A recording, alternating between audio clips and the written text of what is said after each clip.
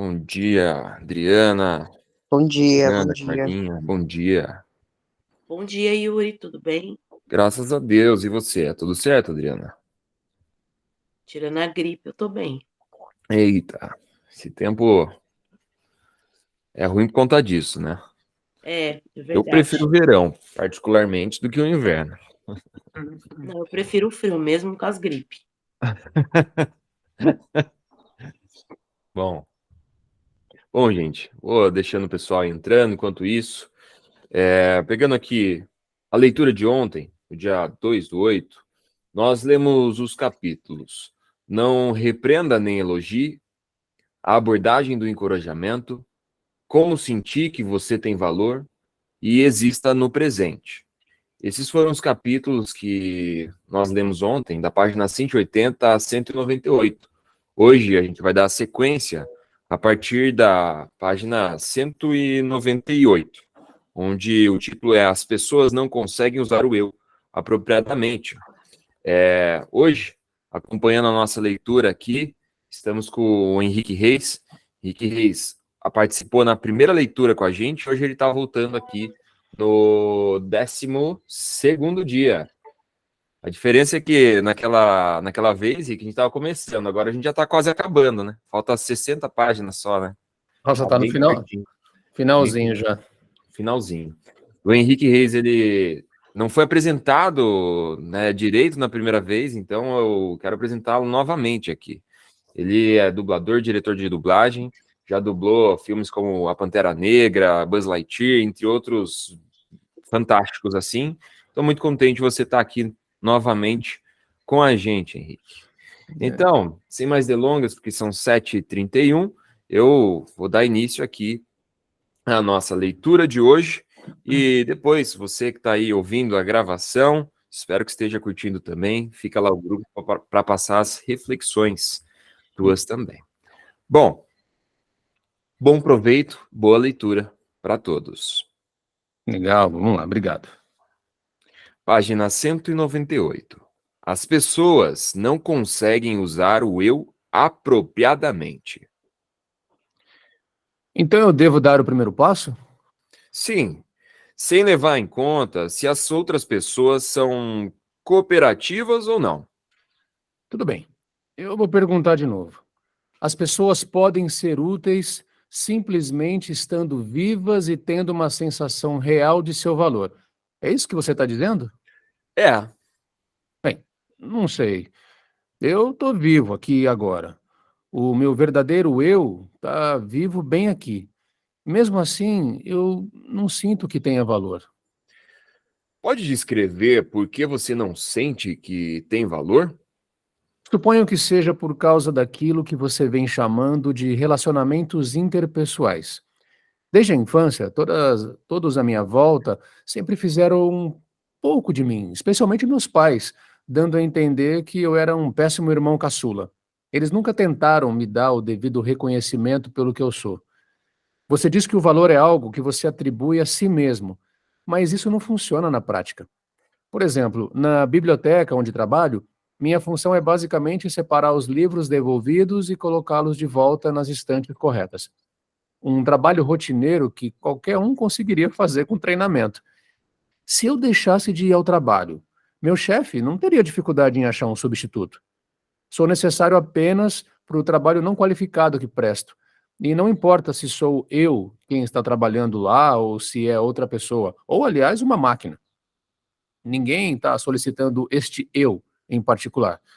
Com um histórico desses, você conseguiria ter autoconfiança? Conseguiria ter uma sensação real de valor? Do ponto de vista da psicologia adleriana, a resposta é simples. Em primeiro lugar, desenvolva um relacionamento horizontal entre você e outra pessoa. Basta um. Comece daí. Por favor, não me trate como um bobo. Eu tenho amigos e desenvolvo relacionamentos horizontais sólidos com eles. Mesmo assim, eu suspeito que com seus pais, seu chefe, seus colegas de trabalho mais novos e outras pessoas, você esteja desenvolvendo relacionamentos verticais. Claro. Tenho diferentes tipos de relacionamentos. É assim com todo mundo. Esse é um ponto muito importante. A pessoa desenvolve relacionamentos verticais ou relacionamentos horizontais? É uma questão de estilo de vida, e os seres humanos não são espertos a ponto de conseguir ter estilos de vida diferentes disponíveis sempre que precisem mudar. Em outras palavras, decidir que você é igual a essa pessoa ou está em um relacionamento horizontal com essa pessoa não funciona. Você está dizendo que é preciso optar entre uma coisa e outra. Ter apenas relacionamentos verticais ou ter apenas relacionamentos horizontais? Com certeza. Se você desenvolve, ainda que um só relacionamento vertical, antes que perceba, estará tratando todos os seus relacionamentos interpessoais dessa forma.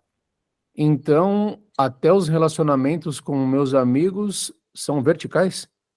Isso, mesmo que não seja uma relação do tipo chefe e subordinado, é como se você estivesse dizendo: A está em cima de mim e B está abaixo de mim. Eu vou seguir o conselho de A, mas ignorar o que B diz. Ou, não vejo problema em quebrar minha promessa com C.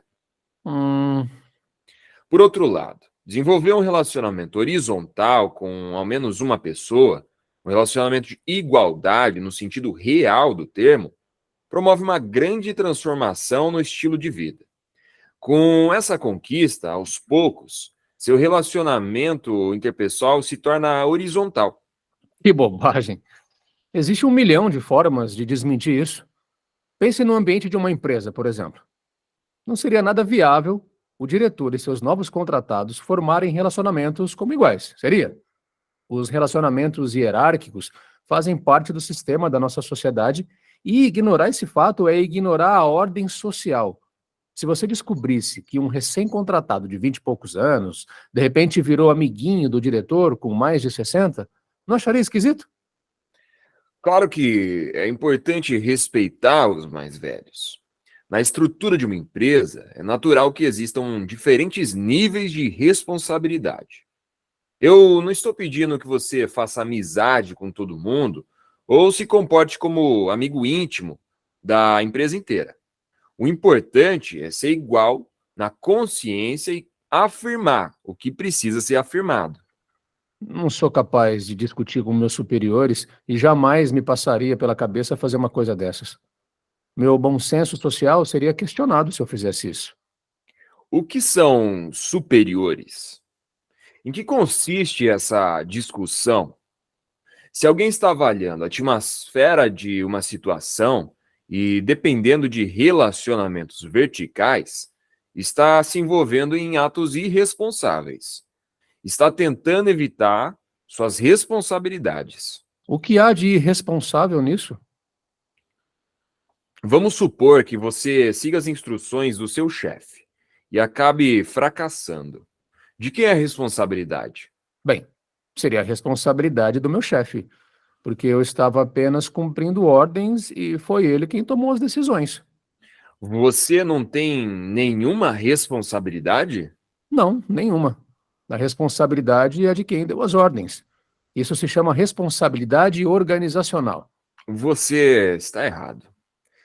Isso é uma mentira da vida. Existe margem para você recusar. E também deveria haver para você propor uma forma mais eficaz de fazer as coisas. Você acha que não existe margem para recusar no intuito de evitar o conflito associado a essa mudança e evitar a responsabilidade? Está sendo dependente de relacionamentos verticais. Você está dizendo que eu deveria desobedecer ao meu chefe? Claro que, em teoria, eu deveria fazer isso. E, em teoria, é exatamente como você diz. Mas, na prática, eu não consigo. Eu nunca seria capaz de desenvolver um relacionamento nesses moldes. Tem certeza? Você está desenvolvendo um relacionamento horizontal comigo agora. Está se afirmando muito bem. Em vez de pensar nesta ou naquela dificuldade, pode começar aqui. Posso começar aqui? Sim, neste pequeno gabinete. Como eu disse, para mim, Você é um amigo insubstituível. Estou enganado? Fico grato, de verdade, mas tenho medo de aceitar sua proposta. Medo de quê exatamente? Da tarefa de amizade, claro. Nunca fiz amizade com um homem mais velho como você. Nem sei se é possível manter uma relação de amizade com alguém com tanta diferença de idade ou se é melhor considerar uma relação entre aluno e professor. A idade não importa no amor e na amizade. É verdade que a tarefa da amizade requer uma coragem constante. Quanto ao nosso relacionamento, podemos reduzir a distância pouco a pouco, até alcançar um grau de distância em que não estejamos em contato muito próximo, mas possamos esticar o braço e tocar o rosto do outro, por assim dizer.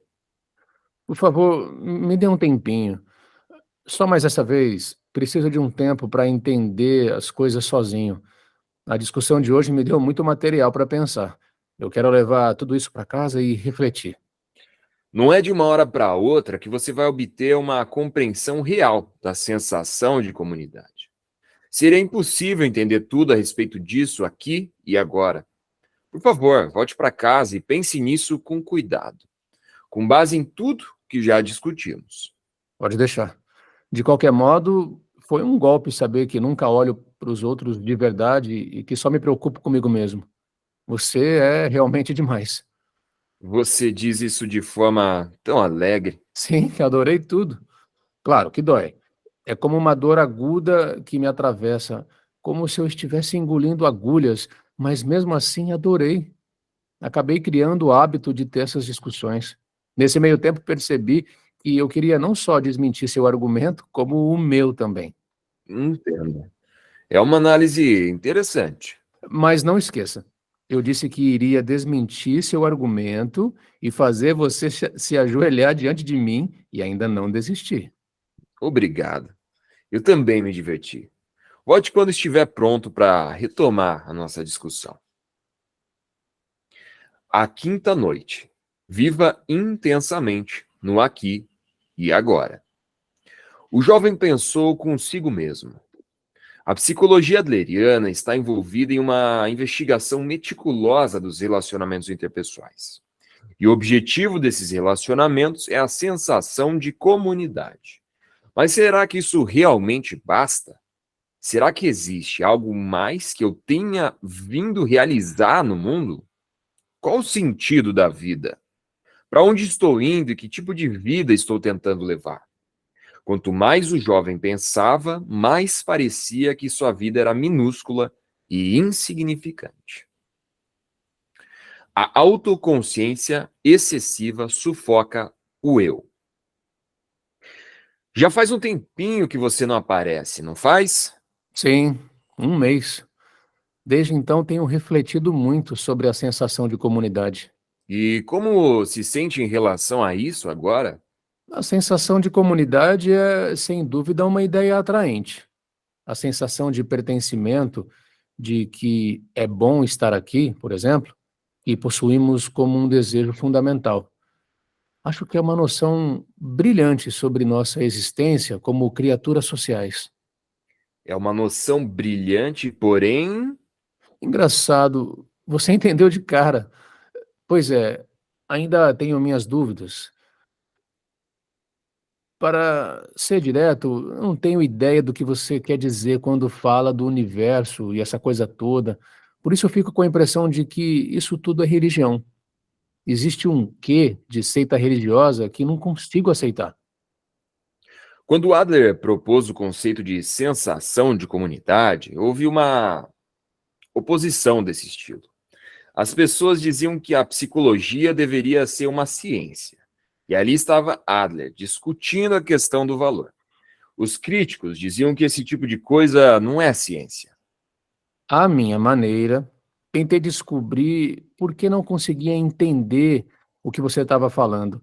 E agora penso que talvez a ordem das coisas possa ter sido o problema. Você fala de universo e objetos inanimados, passado e futuro, e assim por diante, e isso me confunde. Em vez disso, deveríamos alcançar uma compreensão clara do eu. Em seguida, analisar os relacionamentos interpessoais entre você e eu. Só depois disso é que a comunidade maior deve entrar em foco. Entendo. É uma boa ordem. A primeira coisa que quero esclarecer é o apego a si mesmo. Você está dizendo que é preciso evitar o apego ao eu e mudar para preocupação com os outros. Tenho certeza de que é exatamente como você diz, que a preocupação com os outros é importante. Concordo. Mas não importa o que aconteça, nós nos preocupamos conosco. Olhamos para o nosso umbigo o tempo todo. Você refletiu sobre o motivo pelo qual nos preocupamos conosco? Sim, se eu fosse narcisista, por exemplo, se eu estivesse apaixonado por mim e vivesse fascinado comigo mesmo, talvez isso simplificasse as coisas. Porque eu sei que sua recomendação de que o indivíduo deve se preocupar mais com os outros é perfeitamente sensata. Mas não sou um narcisista que ama a si mesmo. Sou um realista que se odeia. Detesto quem eu sou e é exatamente por isso que eu não paro de olhar para mim mesmo. Não tenho autoconfiança. Daí minha autoconsciência excessiva. Em que momentos você sente que é excessivamente autoconsciente? Bem, em reuniões, por exemplo, tenho dificuldade em levantar a mão e me fazer ouvir. Penso em coisas desnecessárias, como se eu fizer esta pergunta, vão rir de mim. Ou se minha opinião for irrelevante, eles vão me ridicularizar. Por isso acabo me fechando.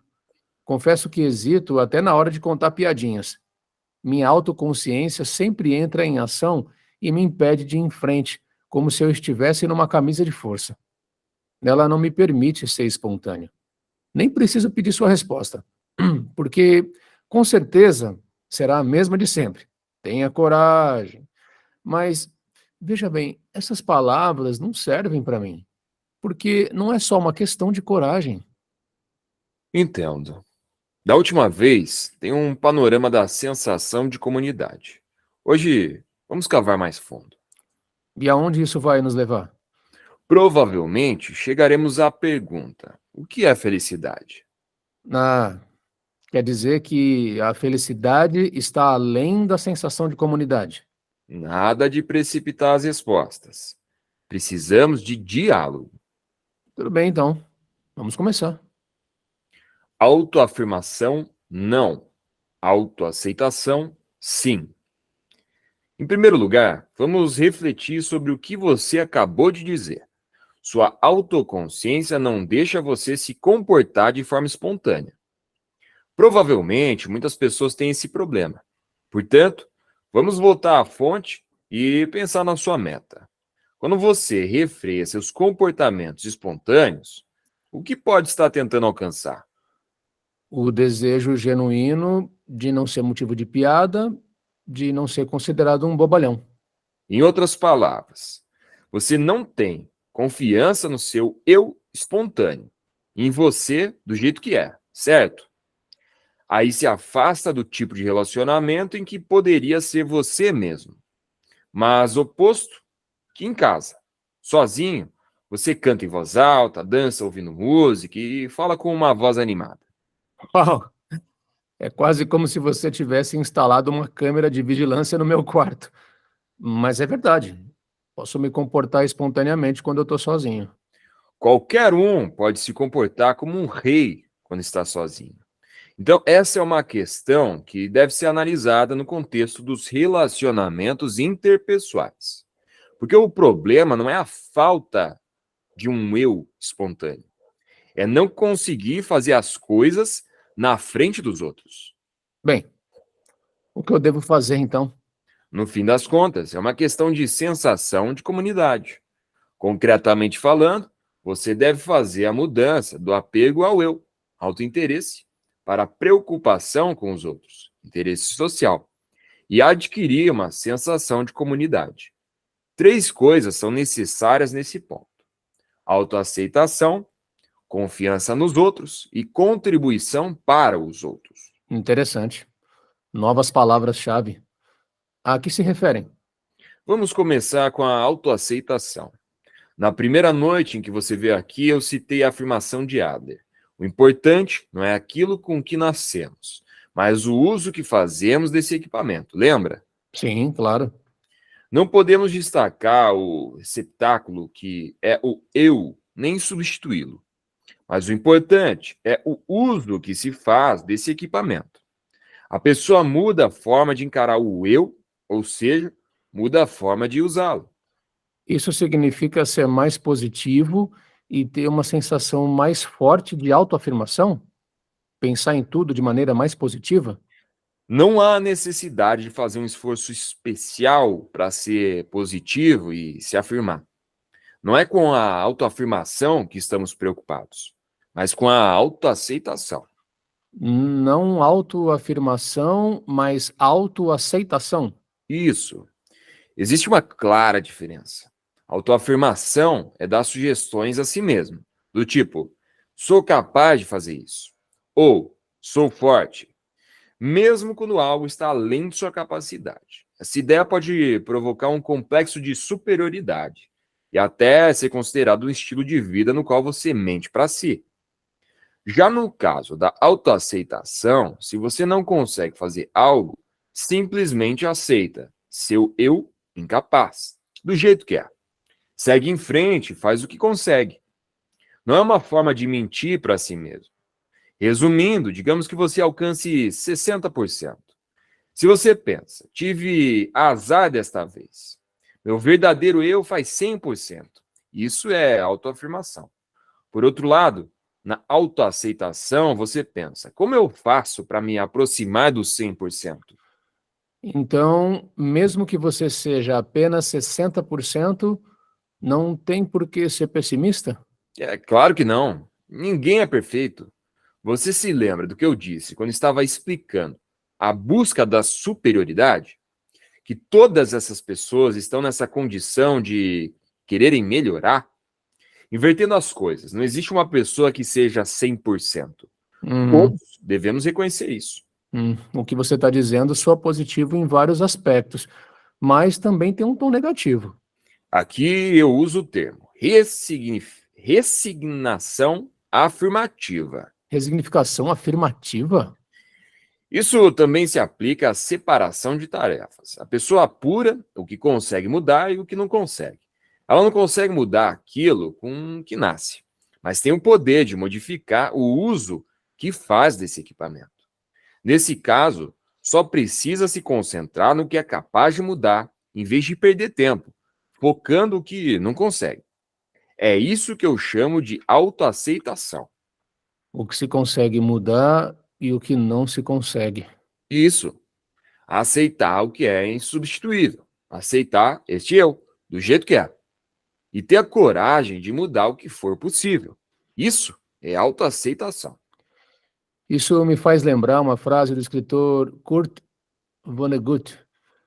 Deus conceda-me a serenidade para aceitar aquilo que eu posso mudar, a coragem para mudar o que posso e a sabedoria para discernir entre ambos.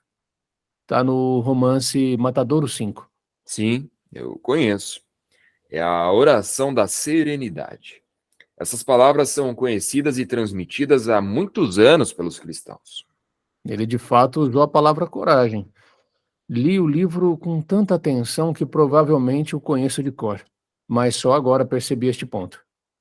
É verdade. A habilidade nós já temos. Falta apenas a coragem. Tudo se resume à coragem. A diferença entre garantia e confiança.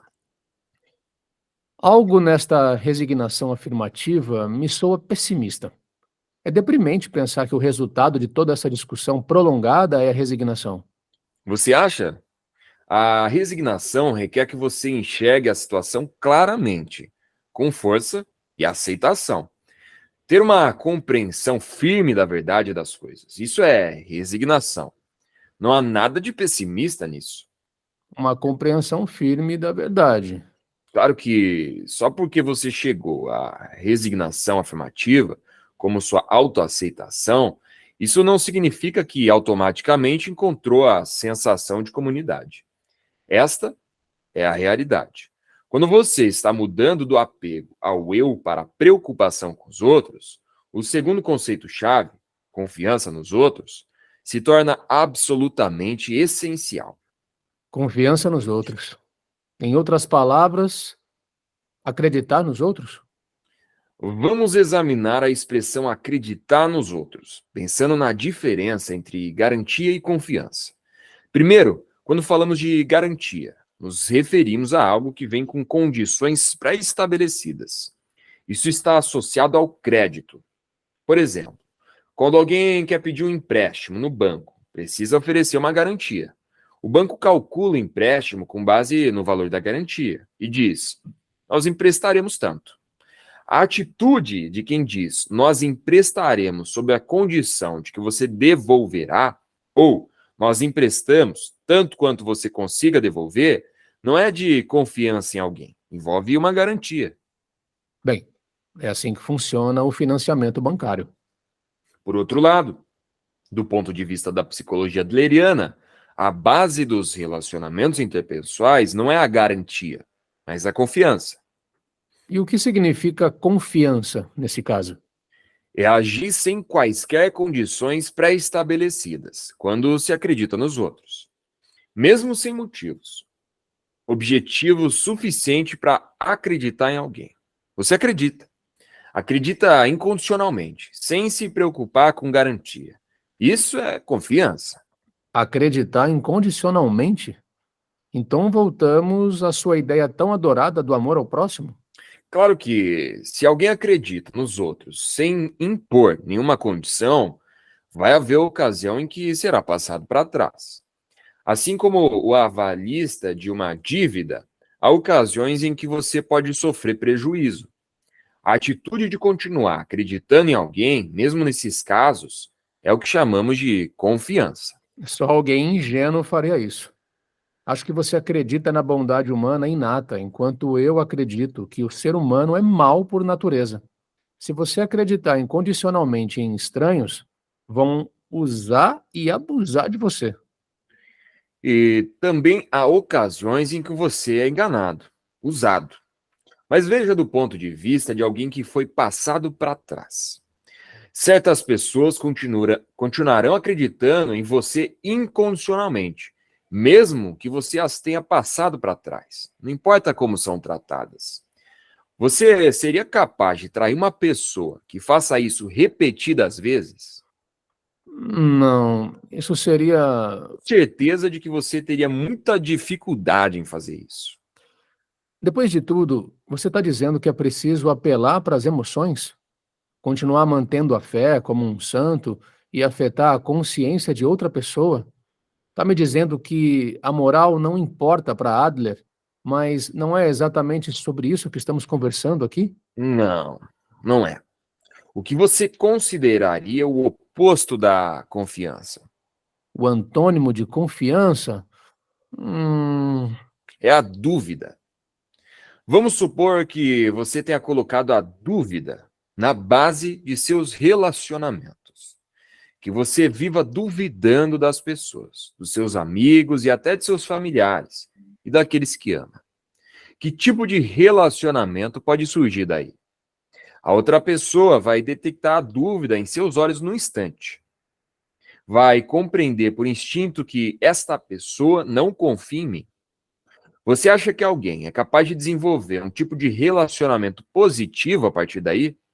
Só é possível desenvolver um relacionamento profundo porque criamos uma base de confiança incondicional. tudo bem, acho que concordo.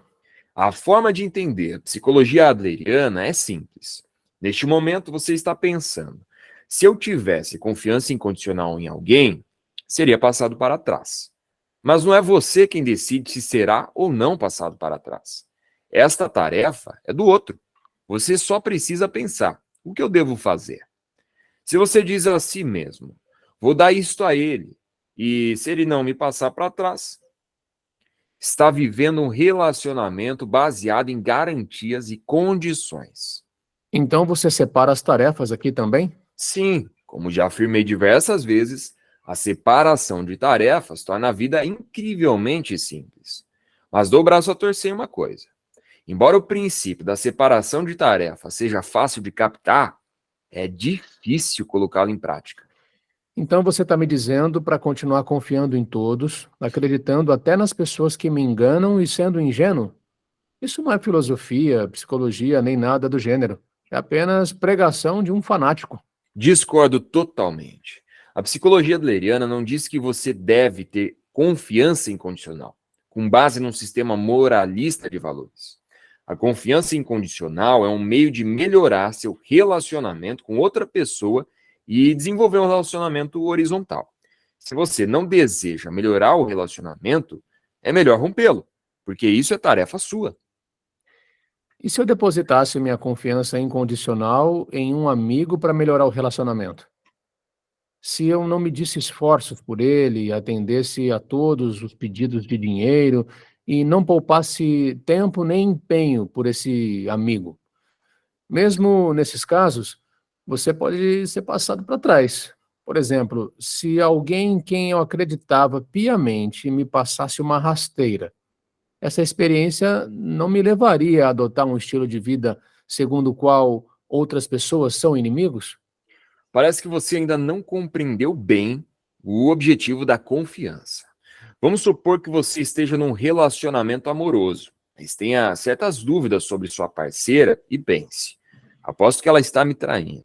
A partir daí, começa a fazer esforços desesperados em busca de indício. O que você acha que aconteceria? Acho que dependeria da situação. Não, em todos os casos você acharia vários indícios de que ela está traindo você. Por quê? As observações casuais da sua parceira, o tom de voz que ela usa ao telefone, as ocasiões em que você não consegue localizá-la, a partir do momento em que você passa a olhar para ela como o filtro da dúvida, tudo à sua volta parecerá uma prova de que ela tem outro, mesmo que não tenha. Hum. Você só está preocupado com as situações em que foi passado para trás. Só se concentra na dor das feridas. Mas se você está com medo de ter confiança nos outros, a longo prazo não será capaz de desenvolver nenhum relacionamento profundo. Bom, vejo que você está chegando ao objetivo principal, que é desenvolver relacionamentos profundos. Mesmo assim, a verdade é que ser passado para trás é assustador, não acha? Se o relacionamento é superficial, quando desmorona, a dor é breve e a alegria que ele traz também. Quando alguém passa a confiar em outra pessoa e toma coragem de aprofundar o relacionamento, a alegria que brota de seus relacionamentos interpessoais pode aumentar. E sua alegria na vida em geral também. Não, não era disso que eu estava falando. Você está mudando de assunto de novo. De onde vem a coragem para superar o medo de ser passado para trás? Vem da autoaceitação. Se alguém consegue se aceitar como é e avaliar o que pode ou não fazer, compreende que passar para trás é tarefa de outra pessoa. Com isso, fica mais fácil chegar ao núcleo da confiança nos outros. Você está dizendo que passar alguém para trás é tarefa da outra pessoa e não se pode fazer nada a respeito disso. Que eu deveria me resignar de uma forma afirmativa. Seus argumentos sempre ignoram as emoções. O que se faz com toda a raiva e a tristeza de ser passado para trás? Quando você está triste, deve deixar a tristeza agir. Quando você tenta escapar da dor e da tristeza, fica paralisado e não consegue desenvolver relacionamentos profundos. Pense da seguinte maneira: podemos acreditar e podemos duvidar, mas nosso objetivo é enxergar os outros como companheiros. Acreditar ou duvidar, a opção deve ser clara. Pessoal, interrompemos a nossa leitura aqui, são 8h03, né? Passamos 3 minutinhos aí. Página 218, aqui é a página que concluímos. Olha lá, ó, no meu livro aqui, ó, está faltando apenas isso aqui, ó. Acredito que mais 2, 3 dias aí a gente já tenha concluído esse nosso livro, A Coragem de Não Agradar. Eu vou abrir para reflexões por parte de vocês aí. Leitura interessante hoje que a gente teve aqui. Sabem lá como fazer, né? Só levantar a mãozinha ou deixar no chat quem não quiser levantar lá. O Marcelo já começou aí. Bom dia, Marcelo. Conta pra gente, qual a reflexão? Manda um insight. Fala, meu irmão, beleza? Tudo bom, irmão? fico refletindo ainda, fazendo um trabalho de casa aqui em relação à base de valor, de conceito do Adrian, né? Porque vai contra a maré da vida ordinária, capitalista que a gente vive, porque quem já foi passado para trás em situações cotidianas fica ressabiado. Então, eu mesmo, vocês fazendo essa bela leitura hoje, aliás, parabéns aí, esse dueto foi bem legal. Eu fico vendo assim, um amigo que vendeu o carro lá na agência, eu acho que, pegando o gancho no que eles estão falando aí, ele não fez as tarefas todas da parte dele, porque ele assinou o documento de transferência, passou para o cara da agência, esperando que o cara da agência faça a transferência da parte que faltava do valor. O cara da agência não fez a transferência. E esse meu amigo perdeu 60 mil reais, porque o cara da agência, ele fechou a agência e está até hoje falando que vai fazer, que vai pagar. O cara tá sem isso. E aí eu fiquei vendo isso e pensando, esse meu amigo foi bobo, foi ingênuo. E aí se aplicou muito à leitura de hoje, porque eu fico pensando, esse meu amigo está em paz, porque ele tem esse espírito ele segue essa linha aí. Ele é um cara que vive em paz, ele faz a tarefa dele, e a tarefa de fazer a falcatrua, sei lá, de agir dessa forma é do outro, né? Como vocês colocaram aí hoje na leitura. E aí eu fico olhando e pensando, né? Como faz, né? Para aplicar isso, né? Na prática. Tem os benefícios, né? Mas é uma reflexão que está aqui em mim e tô deixando isso fluir ainda para progredir com essa leitura, com esse diálogo que vocês estão trazendo. Eu acho que essa reflexão faz a gente evoluir e a gente aplicar em situações, porque a base disso, para fechar minha fala, eu penso que é você ter paz, você viver tranquilo, você não viver naquela coisa, pô, eu não vou me estender na relação profunda com essa pessoa porque ela pode fazer tal coisa, aí fica na dúvida, né, como você colocou bem aí na sua fala, você colocando aí, tô na dúvida, ao contrário da confiança é a dúvida. Pô, e viver em dúvida, você não vive em paz, né? Você não vive em paz. De Então, fato. eu queria colocar esse meu pensamento aqui. Vai ter reflexão. E história também. É legal que você traz um exemplo, né? Do que está acontecendo no dia a dia. Isso é interessante e traz algo mais imagético, né? Tangibiliza um pouco aqui o que a gente está vivenciando. Obrigado aí pela sua reflexão, por ter insight. Né? Massa. E aí, pessoal, mais alguém está reflexivo? Gostaria de deixar um comentário, um insight, uma reflexão? Essa leitura, ela está aprofundando cada vez mais, agora a gente está chegando no fim, então ele está fazendo uma amarração, né? Ele está pegando aqui, os autores estão pegando tudo que a gente viu e colocando aqui agora para fazer um desfecho. Já entramos numa parte de desfecho dessa leitura. E agora a gente fica ainda mais reflexivo, porque ele vai juntando, né, os tópicos que a gente viu, e muitos, como o Marcelo bem disse, são tópicos que a gente fica pensando, tá, mas, nossa, é meio fora da nossa realidade, né? Vamos colocar assim, como fazer isso? E a gente fica nessa reflexão constante. Mas que bom poder refletir, né? Que bom poder pensar de uma forma diferente, com uma outra ótica. Pessoal, dou-lhe uma, dou-lhe duas, dou-lhe três. Pessoal, quem quiser, vamos fazer a reflexão, insights lá no grupo. Vou finalizar a nossa reunião por aqui. Agradeço a mais um dia, quinta-feira. A partir de amanhã, já sabe, estaremos novamente às 7h30 para fazer a leitura até às 8 da manhã. Foi um prazer estar aqui com vocês nessa manhã. Eu desejo um ótimo dia para vocês. Que seja abençoado, um dia com muita energia, principalmente. Boa quinta-feira a todos. Nos vemos amanhã.